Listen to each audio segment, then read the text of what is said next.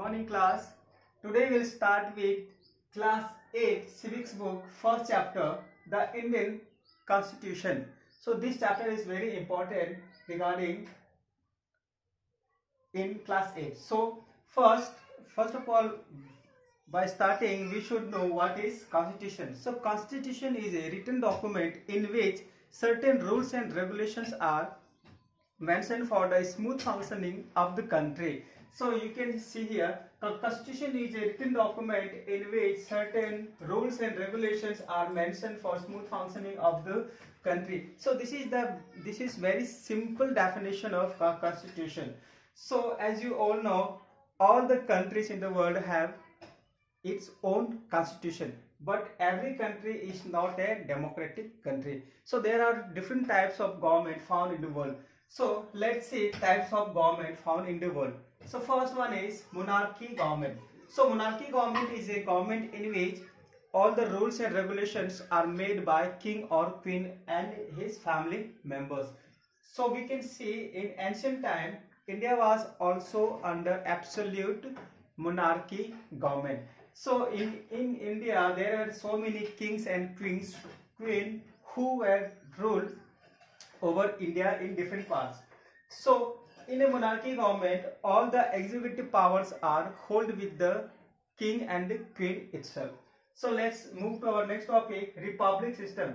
It is a form of government in which people elect their representative, but the absolute power does not hold with a single person. So let's move to next topic, democratic system. In democratic government, we all know that democratic government is a form of government in which people have the right to elect their own representative. So in democratic country, government run by people, elected leaders. So the absolute powers hold with single person or a government. So there is another category, non-democratic. So in world there are so many countries which are non-democratic. For example, Saudi Arabia, Libya, China, North Korea, etc. These countries are non-democratic countries. So non-democratic countries means people don't have right to elect their own representative, and the government is run by the officials. So here officials means not elected by people but nominated by the parties. So हम कह सकते हैं कि non democratic countries में people जो है वो अपने लीडर को इलेक्ट नहीं कर सकते हैं, और जो भी मेन लीडर्स हैं उस पॉलिटिकल पार्टीज के, उसमें उनको इंटरनल वोटिंग के द्वारा उनको इलेक्ट किया जाता है और वो ही गवर्नमेंट को रन करते हैं. हम कह सकते हैं कि officers in terms of bureaucracy means यहाँ पे जो भी लीडर्स होते हैं या तो वो बहुत ही ज्यादा रिच होते हैं या फिर बहुत ही ज्यादा पावरफुल होते हैं. So class, our next topic is why does a country need a constitution. So एक कंट्री में एक कॉन्स्टिट्यूशन क्यों चाहिए. सो फर्स्ट ऑफ ऑल हम सब समझ सकते हैं कॉन्स्टिट्यूशन क्यों चाहिए. कॉन्स्टिट्यूशन इसलिए चाहिए ताकि जितने भी लोग हैं उस देश में उन सबको इक्वल राइट्स मिलना चाहिए in every aspect. So there are 3 points regarding why does a country need a constitution. So first topic there are 3 sub categories. So the constitution list out certain ideas that form the basis of kind of country that we as citizen aspire to live. So first reason ये है कि किसी भी country में कुछ certain rules होने चाहिए, कुछ रेगुलेशंस होने चाहिए, कुछ फ्रीडम्स होने चाहिए सिटीजन के लिए, ताकि वो उस कंट्री में रहने के लायक उस कंट्री को समझे या फिर अपने आप को उसमें सिक्योर महसूस करे. So second point is constitution tells us what the fundamental nature of our society is. तो कॉन्स्टिट्यूशन ही है जो हमें बताता है कि जो नेचर है कंट्री का या फिर जो सोसाइटी का जो नेचर है, उस सोसाइटी में rich poor, upper class, lower class, ये सारे जो डिफरेंसेस हैं उनको मिनिमाइज करता है कि नहीं करता है, उन सारे माइनॉरिटीज को मेजोरिटीज को प्रोटेक्ट करता है कि नहीं करता है. तो ये सब देखना जो है एक कॉन्स्टिट्यूशन में एक लोगों का काम है, और ये एक बहुत ही इंपॉर्टेंट फैक्ट है ये पता लगाना कि जो fundamental nature means people have the right to speak, right to walk, right to do work, right to do business, right to education, ये सारा का सारा जो है वो फंडामेंटल नेचर में आता है इंसान का। Means every person has its own rights and its own liberty. So यहाँ पे फंडामेंटल राइट जो है वो बहुत ही ज्यादा इंपॉर्टेंट है किसी भी सोसाइटी में या फिर किसी भी कंट्री में। So this is the second most important point regarding why does a country need a constitution. So third में देख लेते हैं, a constitution helps serve as a set of rules and principles that all persons in a country can agree upon as the basis of the way in which they want the country to be governed। अब constitution इसलिए भी होना चाहिए ताकि जो भी लोग हैं उस देश में वो चाहते हैं कि हमारा देश इस तरह का हो और हमारा देश जो है वो इस प्रिंसिपल्स पे चले।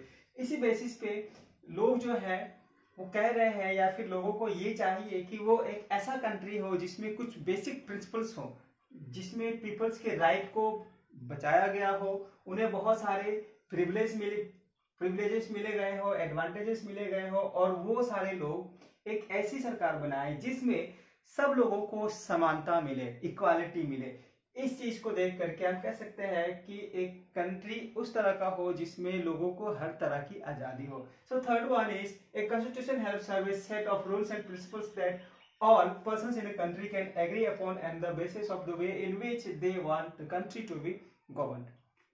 कहते हैं under these points अगर हम बात करेंगे, if we take the case study of Nepal, so Nepal was under monarchy rule। So as you all know what is monarchy rule, a government run by king or queen। So Nepal जो है वो बहुत ही पहले से monarchy rule था। अब monarchy rule में जो भी लोग थे वहां पे उनको कोई प्रिविलेजेस नहीं थे, उनको कोई राइट्स नहीं दिया गया था सोसाइटी में। जो भी क्राइम्स होते थे या फिर जो भी मिस्टेक्स होते थे उनका पनिशमेंट जो है वो सीधे किंग के द्वारा मिलता था। मीन्स यहाँ पे हम कह सकते हैं in short, under monarchy rule all the powers executive, legislative and judiciary all was hold with the king और queen. So Nepal was under monarchy rule for long. So अब यहाँ पे ये क्वेश्चन अराइज होता है कि अगर मोनार्की रूल इतने समय से नेपाल में था तो then why people of Nepal revolted against the monarchy government, उन्होंने मोनार्की गवर्नमेंट के विरुद्ध में काम करना क्यों शुरू कर दिया। अब इसका कारण ये था कि मोनार्की रूल में लेट अस फॉर एग्जांपल अगर हम कह सकते हैं कि एक किंग है, ओके, और उसकी जो सोसाइटी है या फिर उसका जो प्रजा है, ठीक है। अब ऐसा कुछ इंसिडेंट हो या फिर कोई मिस्टेक हो या फिर कोई फाइट हो with the nobles and the common man. अब जो किंग के मेंबर्स में हो या फिर किंग के जो पैलेस में जो लोग हैं जैसे कि सेनापति हो या फिर जो भी लोग जो कि किंग से रिलेटेड हो या फिर जुड़े हुए हो, और एक कॉमन मैन जो कि उसके किंगडम में हो, अगर उन दोनों के बीच में किसी तरह का कोई झड़प होता है या फिर मारपीट होती है या फिर किसी तरह का इंसिडेंट होता है, तो अगर वो दोनों जाएंगे किंग के पास तो ये जाहिर सी बात है कि king will favour the Kings personal. Means king जो है उस आदमी को ज्यादा अहमियत देगा जो कि उसके राज्य में काम करता है या फिर उसके अंडर में काम करता है, लेकिन वो जो कॉमन मैन है उसको वो पार्शियलिटी नहीं करेगा। अब यही प्रॉब्लम था नेपाल में कि उन्होंने रिवोल्ट करना शुरू कर दिया। मीन्स जो भी डिसीजंस आते थे वो किंग के बिहाफ में या फिर किंग के फेवर में ही होता था, पीपल्स के फेवर में कभी भी डिसीजन जो है वो नहीं आते थे। तो वहां के लोगों ने सोचा कि हमें जो है इस मोनार्की गवर्नमेंट को खत्म करनी है और नेपाल को एक डेमोक्रेटिक कंट्री बनाना है। तो उन्होंने बहुत सालों तक उन्होंने रिवॉल्ट शुरू की और finally Nepal became democratic country in 2006। So Nepal is the most recent country which adopted democracy in the world. So इसी तरह से हम देख सकते हैं कि कंट्री में कॉन्स्टिट्यूशन क्यों जरूरी है। इन ए मोनार्की गवर्नमेंट, मोनार्की रूल में भी कॉन्स्टिट्यूशन होते हैं, बट वो कॉन्स्टिट्यूशन जो है वो अकॉर्डिंग टू द किंग ही वर्क करता है। इसी के वजह से हुआ ये कि peoples of Nepal fought for the complete democracy in Nepal. So class हम देखेंगे second point about why a country need a constitution। So the second important purpose of a constitution is to define the nature of a country's political system। इन देश हमको देखना है कि इसमें countries political system किस चीज को हम कह रहे हैं। So in a democracy, we choose our leaders so that they can exercise powers responsibly on our behalf, but there is always the possibility that these leaders might misuse their authority. So political system में हम ये कह सकते हैं कि इन a democratic country हम जो है वो अपना एक रिप्रेजेंटेटिव चुनते हैं गवर्नमेंट में, ताकि वो हमारे बिहाफ में हमारे लिए काम करे, हमारे लिए डेवलपमेंट्स करे। लेकिन एक पॉसिबिलिटी ये भी रहती है कि जिसको हमने इलेक्ट किया है वो हमारे बिहाफ में काम नहीं करके किसी और के बिहाफ में काम करे, या फिर जो उसकी अथॉरिटी है, जो उसको पावर मिला है, उस पावर का वो गलत इस्तेमाल करे और हमारे अगेंस्ट में काम करे।